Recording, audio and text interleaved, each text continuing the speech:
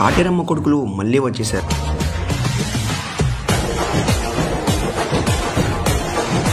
నిన్న Uppal stadium తగలపడిపోయింది.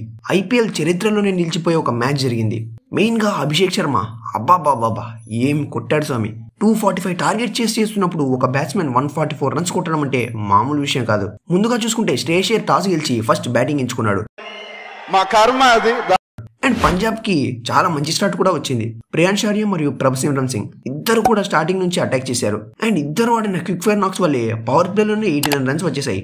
And Priyan షారియా out అయిన తర్వాత కూడా స్కోర్ ఎక్కడా ఆగలేదు.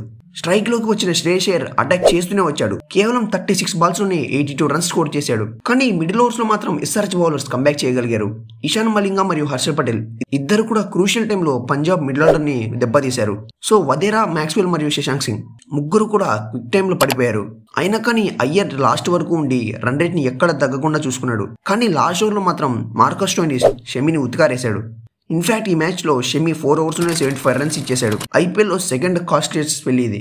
అండ్ ప్యాట్ కమిన్స్ కూడా ఈ మ్యాచ్ లో పొదుపుగానే బౌలింగ్ చేశాడు. ఇక హర్షల్ పటేల్ మాత్రం ఈ మ్యాచ్ తో కంబ్యాక్ చేశాడు. చాలా క్రూషియల్ టైంలో 4 వికెట్లు తీసి పంజాబ్ ని బ్యాక్ ఫుట్ లోకి తోశాడు. కానీ లాస్ట్ లో స్టోయినిస్ వల్ల పంజాబ్ స్కోర్ 245 గా మారింది.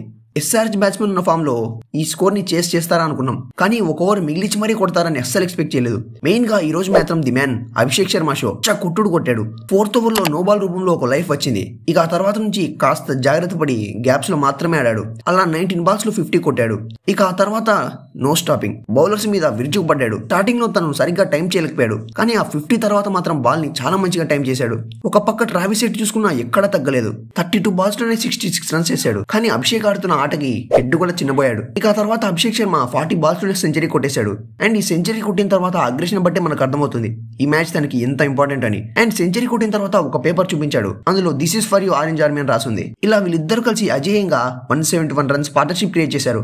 అది కూడా కేవలం 12 ఓవర్స్ లోనే వచ్చేసింది. అండ్ ఈ పార్ట్నర్షిప్ వచ్చాక మనకు అర్థమైపోయింది ఈ మ్యాచ్ ఎస్ఆర్హెచ్దే అని. ఇక అభిషేక్ శర్మ 55 బాల్స్ లోనే 141 రన్స్ చేసి అవుట్ అయ్యాడు. ఇది ఐపీఎల్ లో ఒక ఇండియన్ కొట్టిన హైయెస్ట్ ఇండివిజువల్ స్కోర్. ఏకంగా 14 4లు 10 6లతో అభిషేక్ శర్మ ఈ మ్యాచ్ లో అద్దరిపై కంబ్యాక్ ఇచ్చాడు. చాలా రోజుల తర్వాత కాటేరమ్మ పూలినట్టు ఆడాడు. తర్వాత క్లాసన్ మరియు ఇషాన్ ఇద్దరు కూడా సునాయాసంగా ఒక ఓవర్ మిగిలిచి మరీ ఈ మ్యాచ్ ని కంప్లీట్ చేశారు. అండ్ ఈ మ్యాచ్ తర్వాత ఎస్ఆర్హెచ్ ఫ్యాన్స్ కి మళ్ళీ నమ్మకం వచ్చి ఉంటది. ఎస్ఆర్హెచ్ ఇదే ఫామ్ ని కానీ కంటిన్యూ చేస్తే లాస్ట్ సీజన్ లాగే అన్స్టాపబుల్ గా ప్లే ఆఫ్ కి వెళ్ళిపోవచ్చు.